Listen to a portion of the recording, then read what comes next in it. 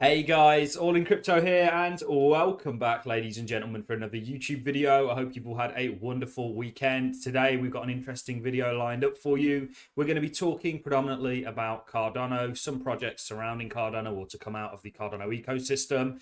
But I really want to start the video off by taking a look at the whales, taking a look at the large holders of Cardano and showing you what they've been doing whilst retail has been panicking, because the largest holders of Cardano, in actual fact, during this time period of downwards price action, have continued to accumulate and have nearly doubled in size, which is very interesting given the kind of sentiment surrounding Cardano. We're going to be diving into that. You guys will know that we tweeted this a couple of days ago, or certainly retweeted it. Cardano's price, like many altcoins, has plummeted in the past 10 days, dropping 34%. However, large addresses holding between 10k and 1 million ADA own 113 more in their collective bags since the drop on January the 17th, accumulating 53 million in tokens, or $53 million in tokens. And of course, this is the on-chain data showing that. We'll dive into the article surrounding it. We're going to be taking a look at the price of Cardano. Now, many people doubt, given the severity of this pullback, how can Cardano ever recover? Well, not only do I think Cardano's going to recover, I think it's going to go above and beyond. I'm expecting big things out of ADA this year.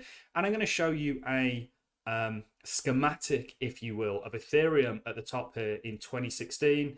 And this is Cardano currently in 2021, currently where we are. Now, this was a tweet from Master Kenobi. Essentially, and the reason I'm bringing this up is to show you that just because the chart looks somewhat bleak doesn't mean that a full recovery can't be made. And in actual fact, I think that's very probable given what's around the corner for Cardano. And certainly one reason we're seeing large holders buy ADA is in anticipation of how the future is going to look. You know, I think ADA has a very bright future ahead of it, and I think it's only really just getting started on the journey that it's on. And we're going to be showing you that with some on-chain data. Cardano, again, is the second most transacted blockchain in terms of value. That is ahead of Ethereum, that has a significantly larger market cap than we do, a lot more developers than we do, and obviously a lot more dApps on their ecosystem than we do. So this is very telling. And one reason this is the case and is going to continue to be the case, this is a trend that we're going to see continue, is because Cardano is just cheaper to use.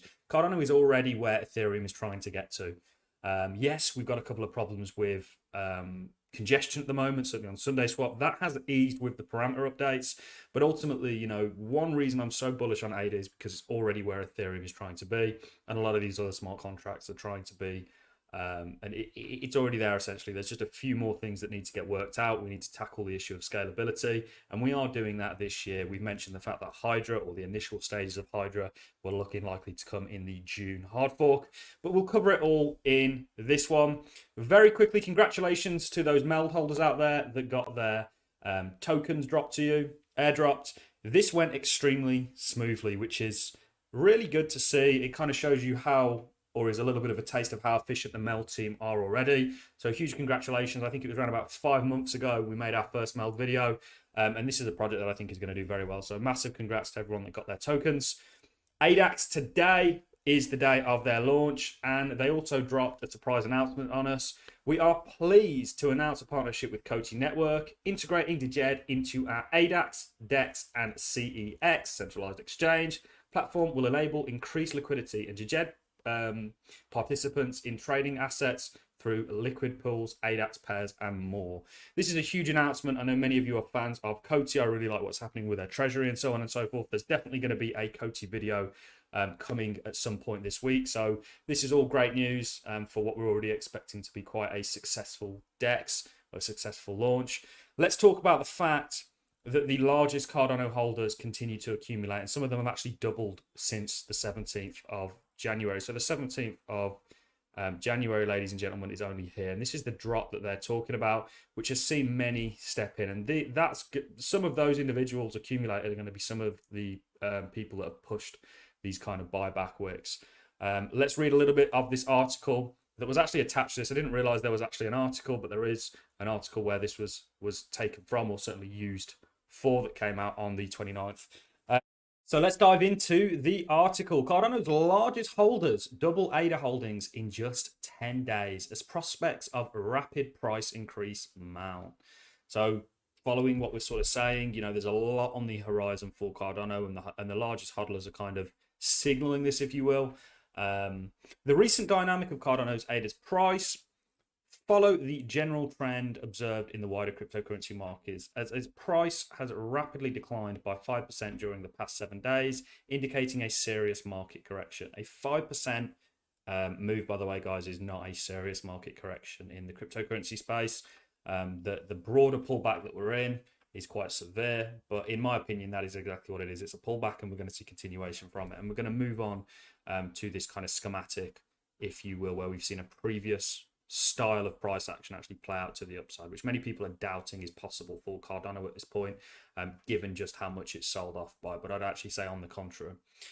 While minor holders express their concerns regarding the future of cryptocurrency and its investment potential, large holders, aka whales, continue accumulating additional reserves. In particular, the current amount of ADA held by holders owning between 10,000 and 1 million ADA coins equals 113% of their tier accumulation by them by January the 17th. And you can see this is the graph that we were showing you. So this really says that there's a lot of confidence going into Cardano, and I'm certainly very confident myself that ADA is going to do well. And we're going to talk about this kind of on-chain transaction volume and why this suggests. We've covered plenty of other articles, whether it be Grayscale, whether it be Kraken, that position Cardano ahead of other blockchains out there, mainly Ethereum, and talking about how undervalued it is given its kind of network growth and so on and so forth. So we'll talk about that in just a second. We'll just finish this off. The statistics implies that large holders have doubled their holdings in just 10 days, corresponding to over $50 million. According to the current cryptocurrency price in the markets, such a strategy indicates that most investors continue being optimistic about ADA's growth potential in the long term. Absolutely. And then it talks about some of the attributes, why this is the case. And this is just this is a huge testament to why people think there's going to be a lot of growth coming from Cardano. And it's to do with the on-chain or the chain volumes in terms of sort of US dollars.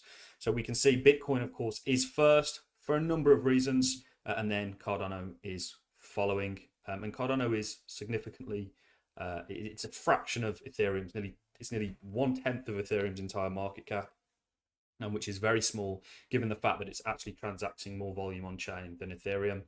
We can see Cardano's volume is 8.27 billion and Ethereum's is 6.7, and for the adjusted volume it's 7.69 billion for Cardano and 5.2 billion for Ethereum. And if you look at the fees over here, the total fees for that volume equates to $53,000, and for Ethereum it's $29 million. So there's a huge difference there. It's significantly cheaper to use, will be significantly faster and have a higher throughput. You guys know that we are having some congestion issues on the Cardano blockchain at the moment, which were all prophesized essentially. The Sunday Swap team and many others have came out and said that this was going to be the case.